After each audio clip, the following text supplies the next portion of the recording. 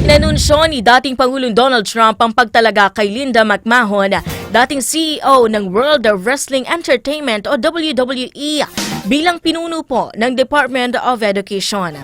Sa isang pahayag, tinawag niya si McMahon na isang matapang na tagapagtanggol ng karapatan at inihayag ang plano niyang ibalik ang edukasyon sa pamamahala ng mga estado. Si McMahon ay kasalukuyang co-chair ng transition team ni Trump at may karanasan bilang miyembro ng Connecticut Board of Education at Board of Trustees ng Sacred Heart University. Bukod sa pagiging malapit na kaibigan ni Trump, naging malaking donor rin siya sa kampanya nito at nanilbihan bilang chair ng Center for the American Worker.